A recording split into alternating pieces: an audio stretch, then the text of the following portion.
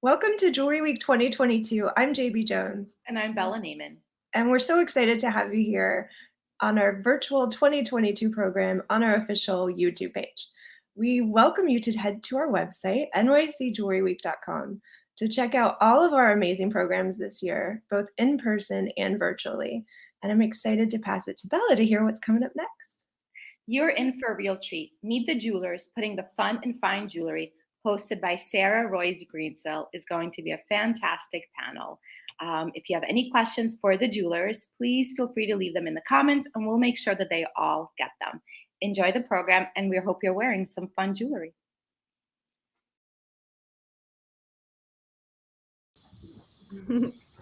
Hello everybody, and thank you so much for joining us on this NYC Jewelry Week talk on fun, fine jewelry.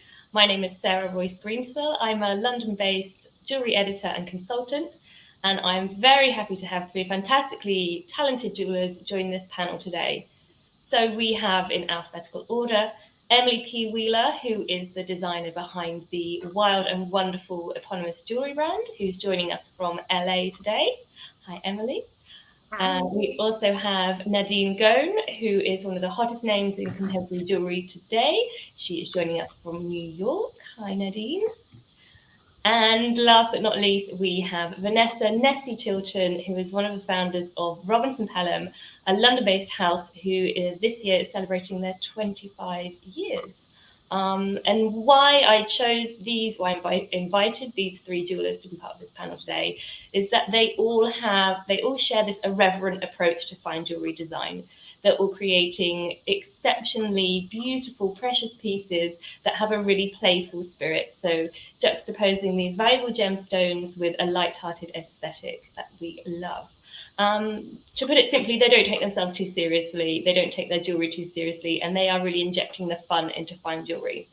So today we're going to find out a bit more about their design inspirations, their history, and what really is driving this trend towards really fun, fine jewelry. So I hope you find it enjoyable and interesting. We're going to find out a bit about how they come up with these unexpected designs, and yeah, it should be a really fascinating insight into their creative process.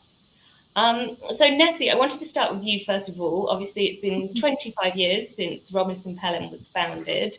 And I wondered if you could tell us a little bit about the shifts in what your clients are looking for over that time. How have things changed over the last 25 years? I think they've changed because when we first started out, people were looking for more formal jewelry.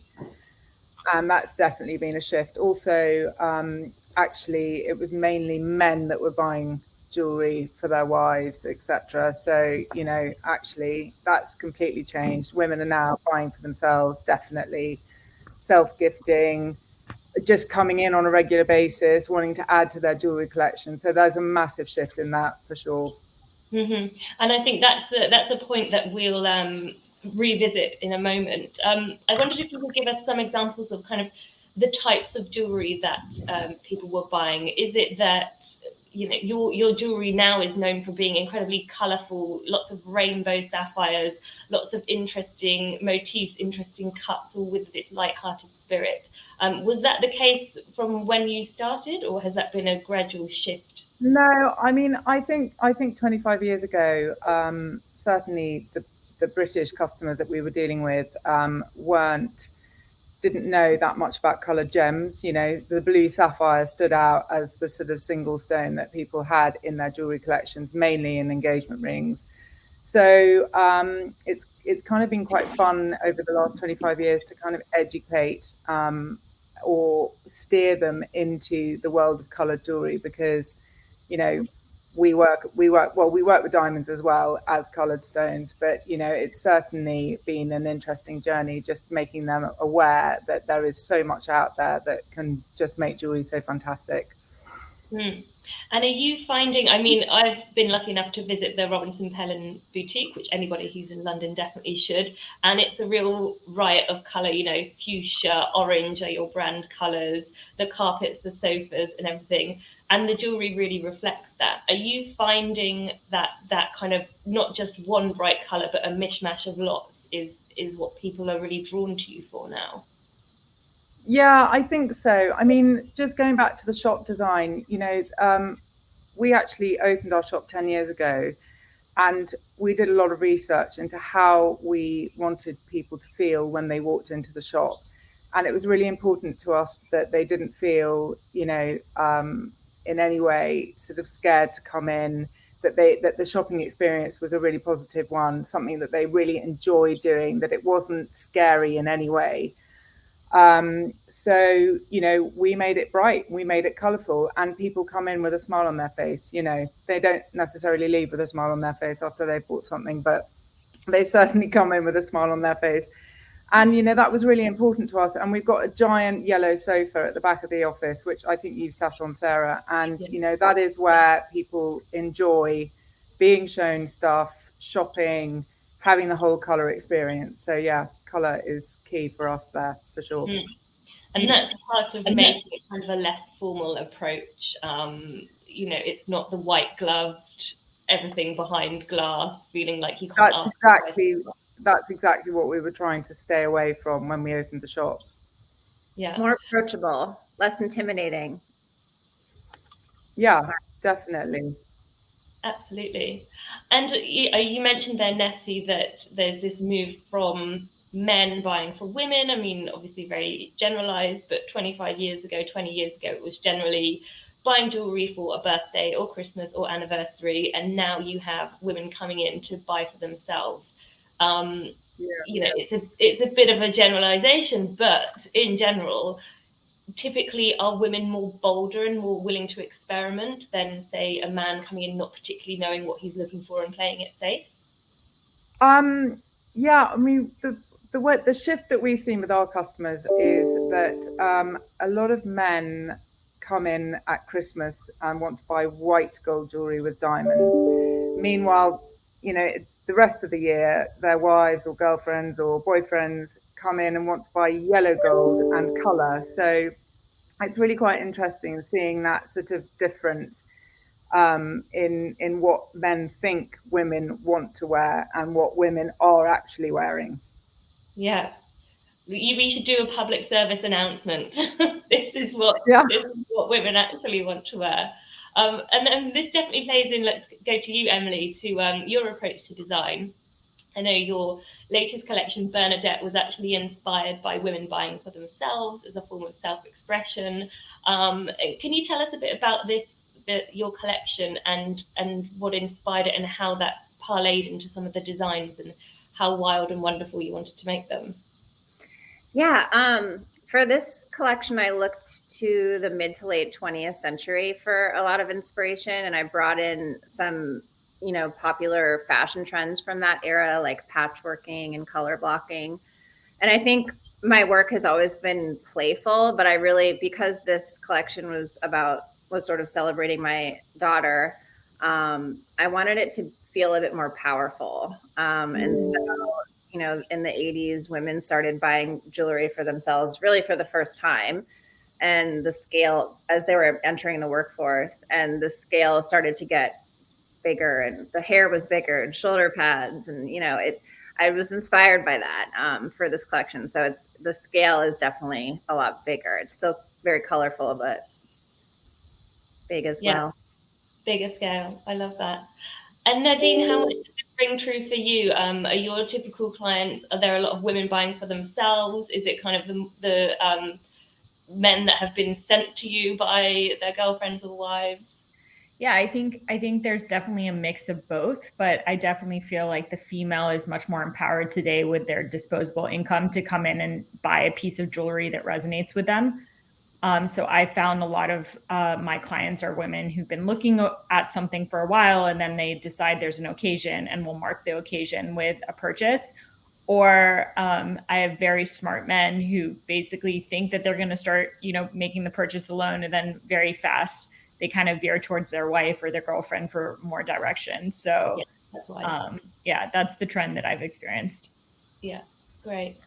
And what about the type of customer? Is there a typical type of customer who is attracted to this bold, colorful, experimental, playful type of jewelry?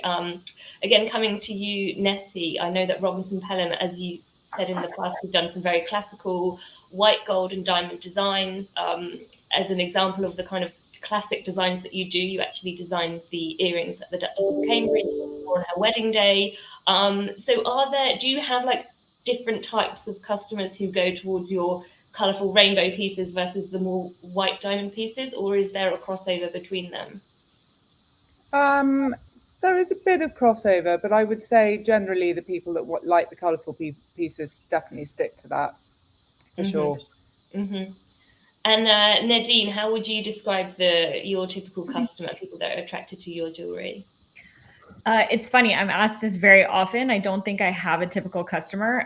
My age ranges varies, but I do think that I have a merge between kind of art and fine jewelry, more bold pieces. So I have customers who kind of use jewelry as a form of self-expression and like want something that's a bit different from what you would find on other people's wrists. So they tend to be more bold and more willing to, you know, take risks in that domain. Mm-hmm, mm-hmm. And what about you, Emily? I think in a way, to be interested in colored gemstones, the customer needs to be a bit more savvy of a collector. So they're more, you know, everyone knows that a diamond has worth, but not everybody knows, you know, what different colored stones are worth. So for me, it's almost like a more serious collector is interested in those pieces. Mm-hmm, mm-hmm. So perhaps they've already got, you know, their white diamonds. They've already got a few of the traditional pieces, and now they're looking for something a bit different. Yeah, and maybe they want something more unique as opposed to, you know, something that everyone else has. I'm gonna mute. Oh, I love that a little animal interjection. So let's talk about kind of this as a growing trend. This is something that I'm hearing. You know, I meet with jewelers all the time, and I'm hearing a lot of people say there's a move towards more color. There's a move towards more playfulness, more expressiveness, more uniqueness.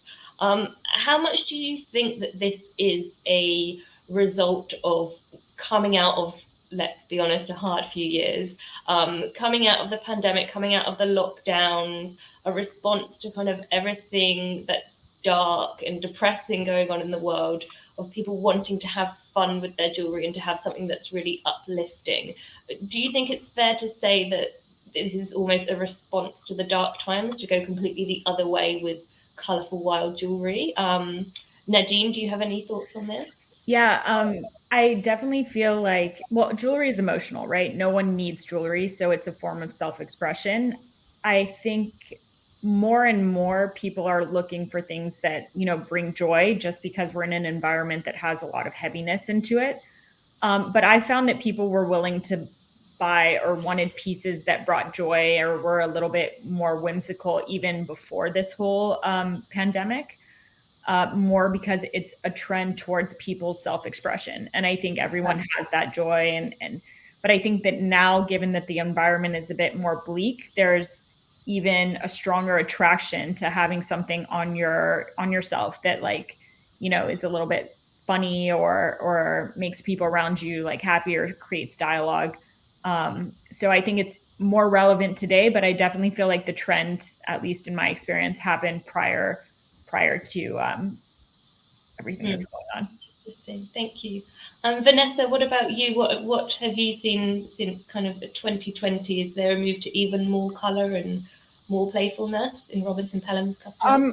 I actually agree with Nadine a little bit on this. We were doing playful, colourful jewellery before the pandemic, but certainly what we noticed during the pandemic was, with our whole ear menu and all the meanings and all the hidden sort of symbolism that we've got in each of the little tiny pieces, people were gifting those to loved ones during the pandemic that they couldn't see. So, you know, I had one father who bought 3 items of jewelry, sent them to each of his daughters, and he hadn't seen them for 4 months, and they each had a meaning. And, you know, one got bravery, one got love, and the other one got companionship. So, you know, that's what we were seeing, certainly. And then obviously we launched our Arcadia collection, which were the really colourful rainbow beads, and they went really well, because I think people just wanted a slice of joy, you know, something to make them feel like life was going to get better again.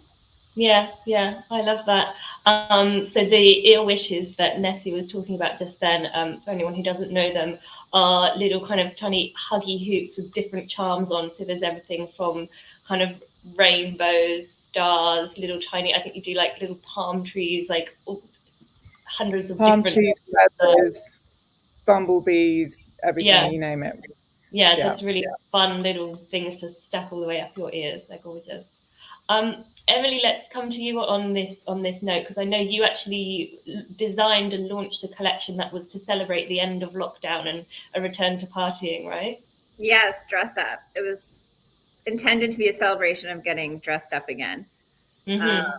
Yeah, I think I agree with Nadine and Nessie also that people were into color before, but I do think that it brought more people, like clients that weren't necessarily into color before started to be more interested in it. I do think that, you know, as mentioned, that people are more interested in something that lighthearted, that's more of a break from our serious situation. Yeah, absolutely. And I guess there's another side of that also, which is potentially a little bit more serious, is that I've spoken to jewelers who have told me that their clients like things that are quote unquote not nickable. So as Emily was saying earlier, potentially, unless you're a real jewelry connoisseur, you might not know the value in some of these more unusual gemstones, especially when they're all mishmashed together in like a, you know, wild rainbow piece, or, you know, they're paired with enamel that might not necessarily look immediately precious. So it's all beautifully crafted with very high value gemstones, and as we know, can be extremely expensive, but it's not that typical diamond bling that someone's going to recognize on the street and think, oh, I might have a piece of that. How much, you know, from conversations with your customers, how much does that attract people towards these more playful designs, this idea that they're not immediately recognizable as being so precious? Nessie, do you have any thoughts on this? Sorry, I think I'm muted. Can you repeat? Okay. No, you're good. Sorry, could you just repeat the question? Yeah, it was about the kind of non-nickability of more playful designs, and the fact that potentially these very colourful gemstones, even enamel, could not be immediately recognised as being precious. So there might be potentially a safety thought that goes into investing in these pieces. Yeah, I think so. I mean, I think that we're all using, you know, quite expensive gemstones, but I think that actually what it does is it makes the wearer feel more relaxed wearing pieces like that, because you're not wearing the great big, you know, the great big parure of, you know, diamonds. You're wearing something that can easily transition from daytime into evening without being so enormous that you feel worried about wearing them. I remember coming in and trying on this incredible ID link necklace, which Gwyneth Paltrow wears hers all the time, and you can actually swap out the middle diamond bar for a one of like pink enamel, red enamel. Yeah, exactly. Yeah. So that's a really nice way for people to kind of switch it out into something that looks more casual and looks more daytime, even though it's solid gold. Yeah, it's, I mean, that comes into a lot of what we do is our versatile, you know, our versatility in jewelry, because we like our customers to be able to interchange things like a big diamond, a big gold necklace, and be able to wear it daytime and then transition into evening. So yeah, we do a lot of that kind of colored gemstone work so that we can allow our customers to switch it up. Fantastic.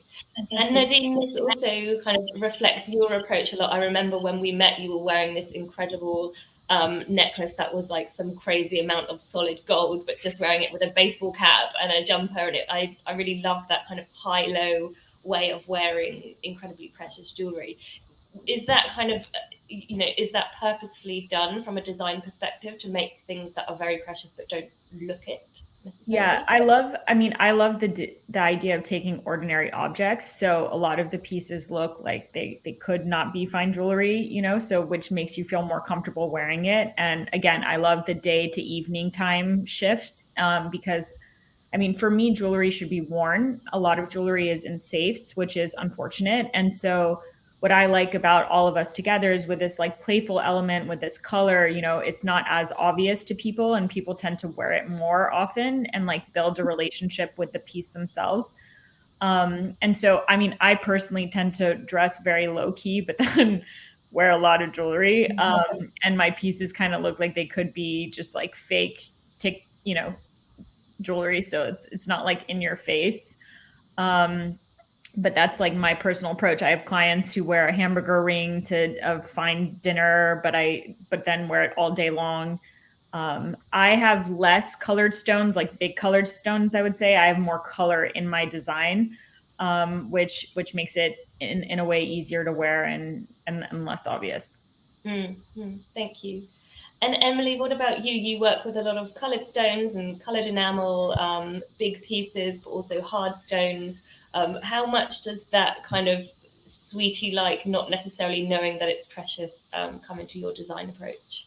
Yeah, I think I also just sort of like the way dressing playfully makes me feel, and I've always been more comfortable, you know, in a less serious outfit, and it's the same with jewelry. I don't want to have like a big diamond. I don't wear my big diamond engagement ring unless I'm really dressing up, and I'd rather be in colorful, more playful feeling pieces day to day, just because it kind of, I think that the way you dress really impacts the way you feel. And for me, I've always felt more comfortable dressed a bit silly. So yeah, that definitely plays a role in my designs.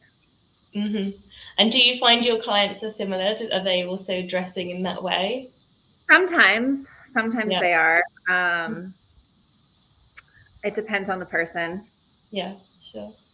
So let's talk for a minute about kind of your inspirations and you know, there's nothing new in the world, nothing new in jewelry. While there is this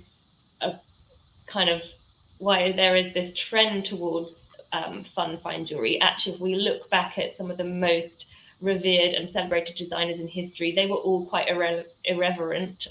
They were all kind of breaking boundaries, whether it's Foucault de Verdure with his mishmash of stones and colors, whether it's Jeanne Toussaint at Cartier with her panther, which was described as an atomic bomb. It was considered very daring. And obviously Suzanne Belperon, who completely changed the norms of jewelry in her day.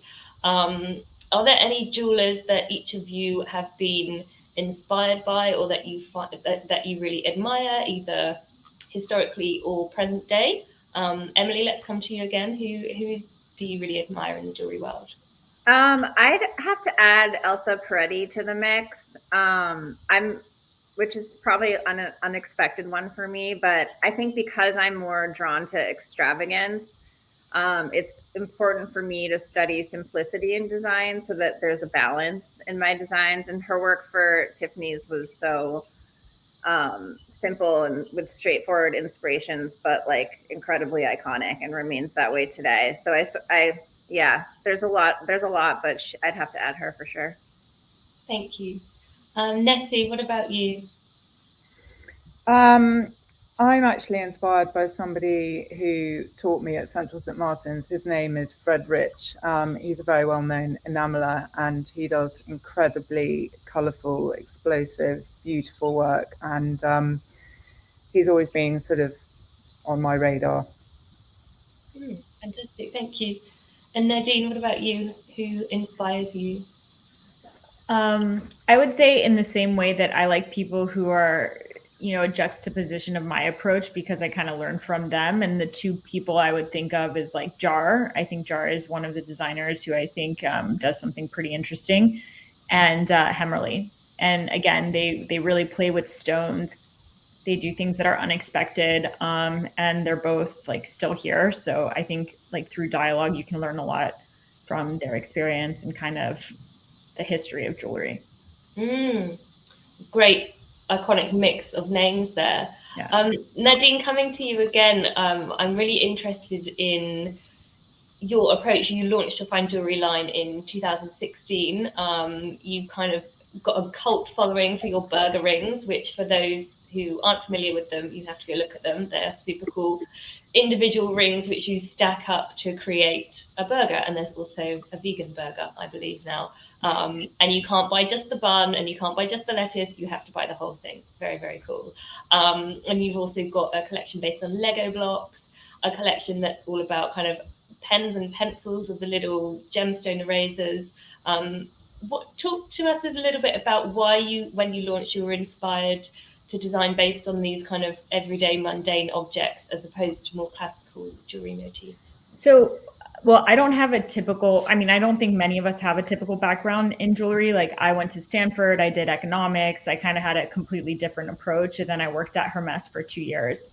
And when I was working there, Pierre Hardy was the head designer for their jewelry, and he never actually learned how to design jewelry. He just kind of was given that position and actually created pretty interesting things. And so that motivated me because I've always been passionate about jewelry. All my income always went to jewelry. So I realized that eventually I'm probably, going to end up there.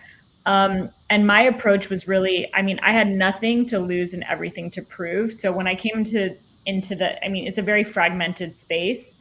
I didn't even know where to start. So I would say inspiration was like just ordinary things that we can all relate in and glamifying it kind of with 18 karat gold, beautiful stones, and challenging my manufacturers as well to create things that are different. So like the stackable ring was something that wasn't done at the time, right? Because you sell it as one piece, but it's actually multiple pieces together, and to like create it, it's actually quite complex. And so for me, my approach was like, okay, what do I want to wear? I want to wear something different. I want to wear something that like creates dialogue. I want to like make people smile, if they ask about it. So that was kind of my approach. And at the time in the industry, it was much more conservative, I would say. It was the gloves. It was, this is the way you approach the jewelry world in order to be like esteemed as, worthy. And the cool thing was social media allowed us to have a voice. And I think more and more these played together, where being able to have a voice, tell your story, and kind of help people understand what your inspiration was, like created, I would say, a sort of space in the industry. And so when I started off, the burger was one of my first designs. I had headphones, batteries. Like I was very motivated by things that we see every day, but don't actually think twice about, but are actually markers of our time. Because battery suggests like energy today because we're linked to the iPhone, but in 10 years, it might not be the same thing. And it allowed you to play with stones, green being charging, red being low battery, and like this was the elements that I always enjoyed. But my inspiration has always been kind of things that I'm going through in my own journey. So like building blocks was about like breaking down and then building them back together and kind of reminiscing on our childhood experiences. And so I have like I'm very attracted to like ordinary and making them extraordinary, but also things that we come across in our childhood and like bringing an adult element to it, but like reminding us of our inner children. So that's kind of what you find in my pieces. That playfulness, that kind of nostalgia. Exactly. Because we do play with our jewelry, don't we? I'm sitting here right now playing with my rings, so it's to make it into that kind of precious plaything is a really attractive thing to have in jewelry. Emily, this is reminding me of some of your pieces as well, that kind of like almost sweetie like gobstopper rings. Some of your heart-shaped pieces that are really oversized, really colorful, almost like, I know like Barbie core is a trend now, but you hate that. You hate Barbie core? No, I just hate it because I feel like I've been doing it Yeah. And I don't like to be trendy. So my car is pink. So now everybody thinks that I'm doing that to be like Margot Robbie, but it's been pink for years. No, I mean, it's really interesting that Nadine mentioned childhood and nostalgia, because that's definitely something that inspires me as well. Like for dress up, I literally tried to imagine what the stuff that we would put on as kids, like the play costume jewelry, and what the kind of sophisticated adult version of that would be. So yeah, I definitely am inspired by time and place, and I'm a nostalgic person. So I like to kind of reach back to my past experiences. Mm-hmm. Yeah, I think the word that you just said there, the sophisticated or sophistication, is a really key point, because you're all creating it's this playfulness and this nostalgia, but it's executed in a really specialized way. It's using really precious materials. Again, Nessie, this kind of, how does nostalgia play into Robinson Pelham's designs, and is it a different kind of nostalgia? I came in and had a lot of fun a few weeks ago trying on some of the very 80s style earrings, working girl style. Yeah, well, but I think those were the strike earrings that you tried on. We, like Emily, we were sort of slightly obsessed with the shoulder pads, Dallas, that kind of thing. And the strike earrings are all about the big statement earring, gold with the shards going through the middle of them, which we kind of consider, is the cheap way of having a facelift, sort of elevate the face. So yeah, I mean, nostalgia, for example, the Arena, going back to colourful jewelry, our Arena collection that we launched last year is all enamel rings with big stones in the middle, and they are light sweets. I mean, you want to pick them up, you want to touch them, you want to wear them, they make you happy. And then the Arcadia necklaces that we made with the great big sort of rainbow glass beads. Again, it's a sort of play on the beads you used to pick up as a child, the beads that you used to want to touch and wear. So yeah, it's all about nostalgia. Yeah, and like those beaded sweetie necklaces that you could eat the little sweets off. Yeah, exactly. So we did it in that color scheme as well. Candy. Yeah, I love that. And how much do you think that social media has played a part in making these designs popular? I know, Nadine, you just mentioned social media giving you a place and a voice as a designer. But do you think there's something from the consumer's side that's driving people to buy things that make a statement on social media, that stand out, that take a really good photo? Anyone have any thoughts? Personally, I don't think I found that with my pieces, where people like buy it to wear it. Well, first of all, they're pretty expensive, so yeah, you're not going to do it for one shot. But I do think for me, social media played more of a role, and I'm curious what the other women think in terms of just being able to be candid and be less curated, I would say, and to really create more of a personality behind the brand and communicate the ethos in a way that's like more approachable. So back to what Nessie was saying, like initially, going into a jewelry store, sometimes people are pretty stiff. You feel a little bit overwhelmed. Like I feel that personally sometimes going into a watch store, where you feel like eyes are on you. You would rather just do your research online. So it's like creating a space where people feel safe to express, ask questions, be quirky. I think is where social media played a big role, at least in my experience from 2016. Emily, you launched your line at the same time actually as Nadine, 2016. Does that kind of mirror your experience?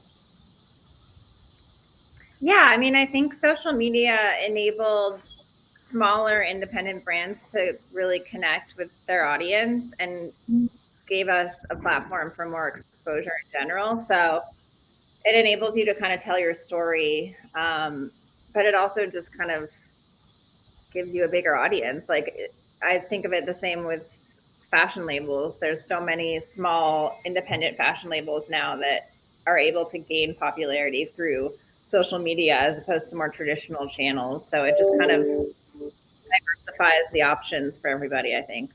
Absolutely.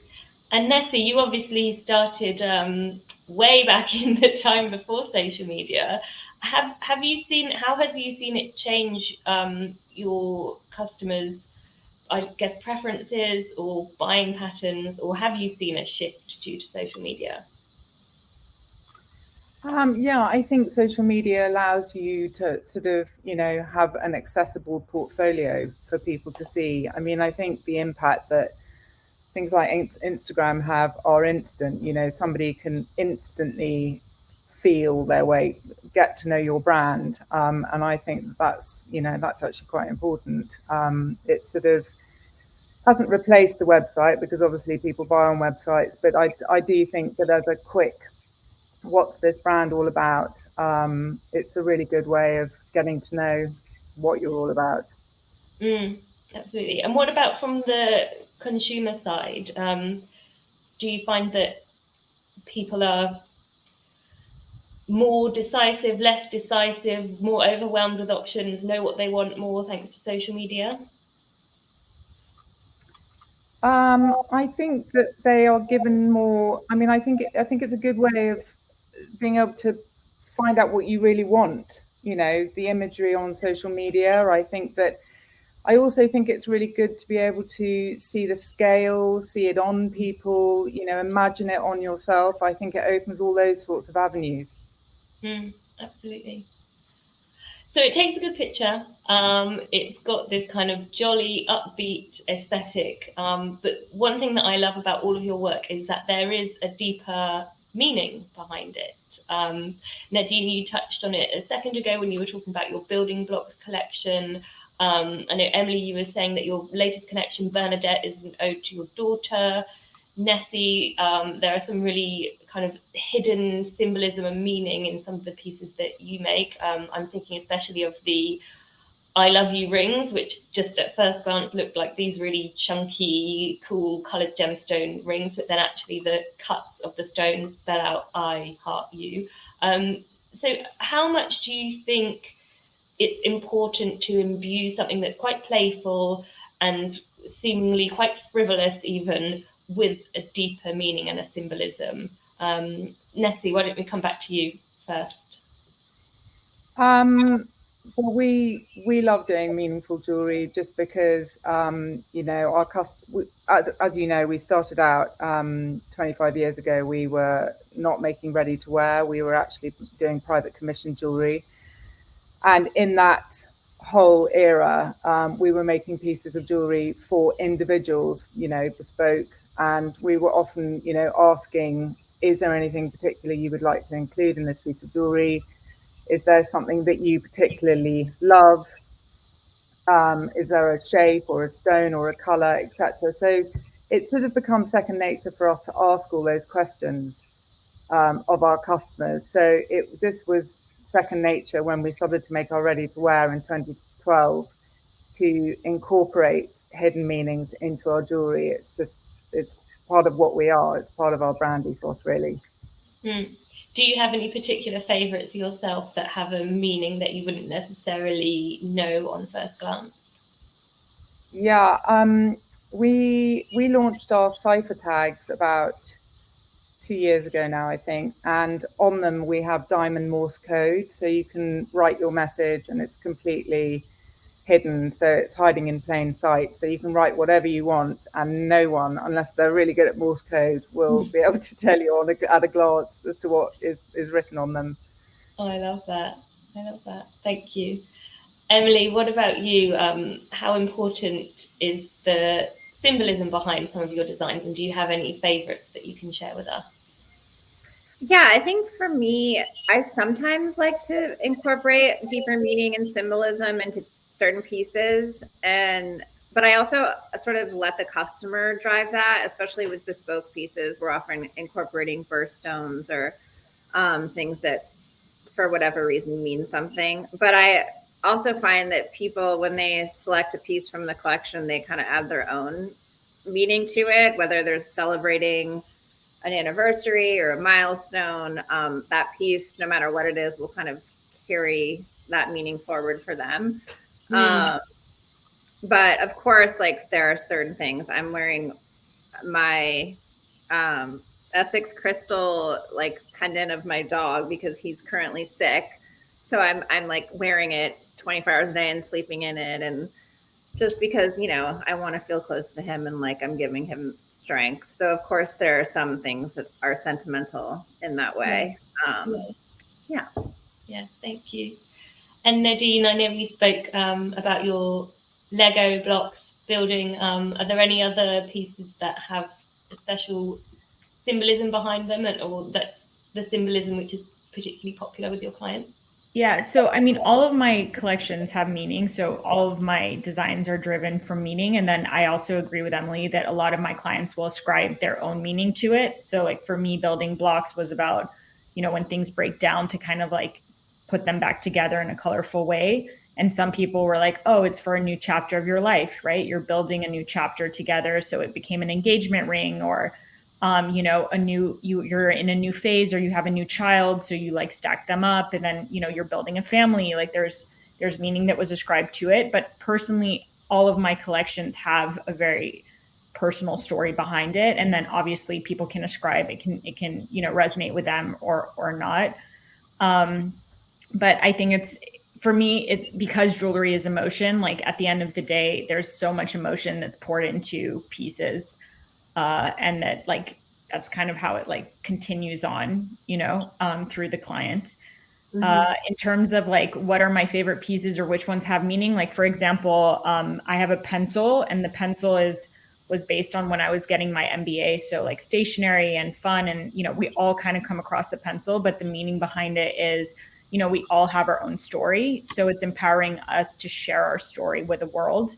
And so there's like, again, that meaning I really like love, and I think it's very relevant for me today, even though the, you know, the collection was designed maybe 3 years ago. So I also think meaning's constantly evolving, right, with your experience and with the pieces. That's just been my take. Absolutely, thank you. And I love that. I mean, jewelry is always, there's a piece of there's a story behind every piece of jewelry, and I think especially if you're wearing something that is unusual, that is quite playful, quite unique, quite eye-catching, someone's going to ask you about it because they might not have seen a piece of jewelry like that before. And then so being able to tell that story and the symbolism behind it just makes it that much more unique and that much more memorable. And I'm sure that's what all of your clients love about your work. One final question from me is kind of, how do you navigate if somebody is fairly new to investing in jewelry? As we've discussed, you know, this isn't cheap jewelry, it's a significant investment, it's precious gemstones, it's gold. You know, someone really is investing in a piece. They might be slightly nervous, you know, I should go for something timeless, I should stick with white diamonds because they're never going to date, something quite classic. I can imagine that might be something that comes up, or maybe not, you tell me. But how do you navigate that conversation with your clients? What would you say to somebody who says, oh, I'm just really not sure, I think I should go for a pair of plain diamond studs because they're timeless? Emily, I'll come to you first on this one. What would you say? Yeah, for me, I always say you're going to wear what you love. I mean, don't they say that we wear 5% of our wardrobes or something? Something silly, like no matter what you buy, you're always going to reach for the thing that you really love. So if someone really wants the colorful piece, but then is considering the diamond version, I'll just say like, pick the one you love. And for me, like as I said, dress really colorfully and always have wanted to kind of have a little playful vibe with what I wear. So something colorful and bright might be just as everyday for me as something simpler with just diamonds.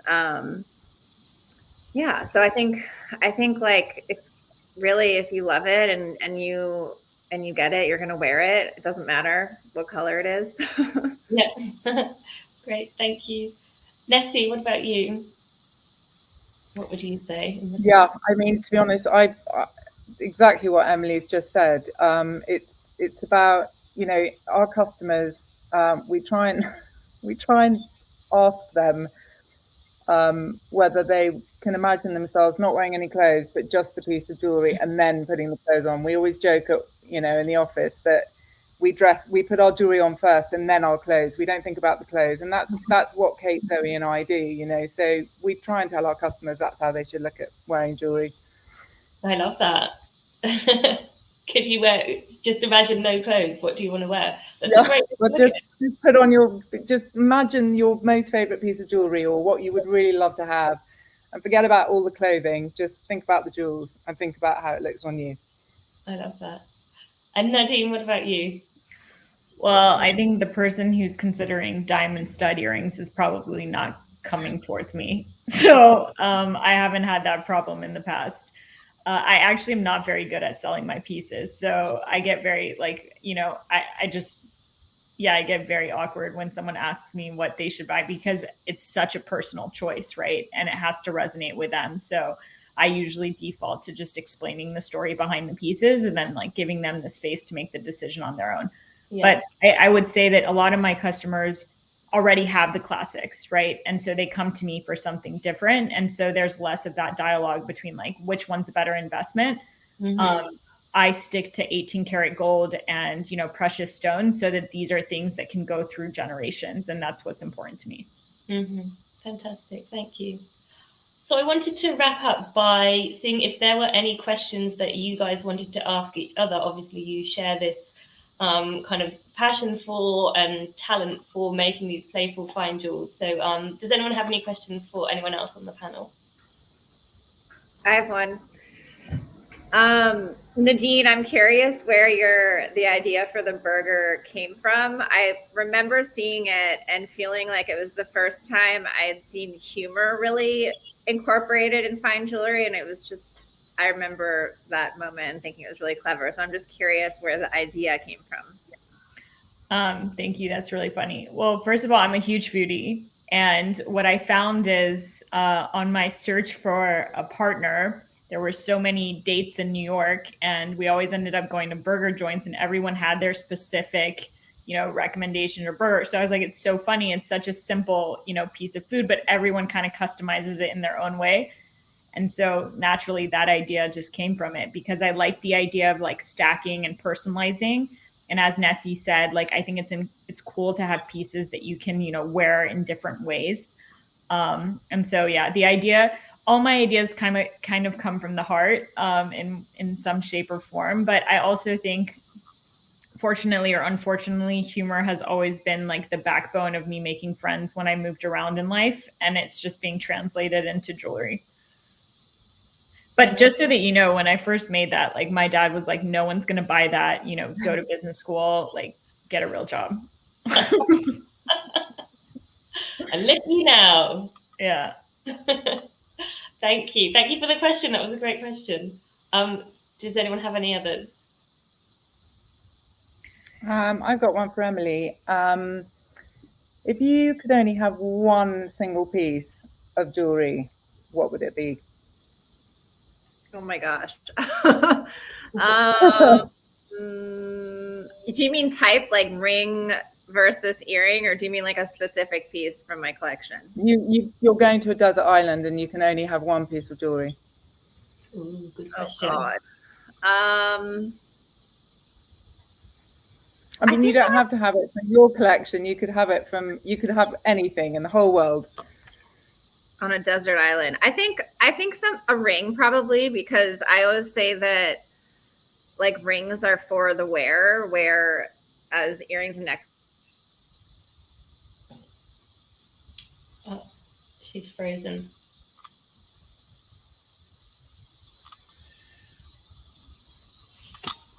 That's tough. Oh, have we lost Emily? We needed a small glitch. It was too smooth. Yeah, we got to the end. Oh, we've lost her, but I know what she's saying, that earrings and necklaces. Just don't know which one.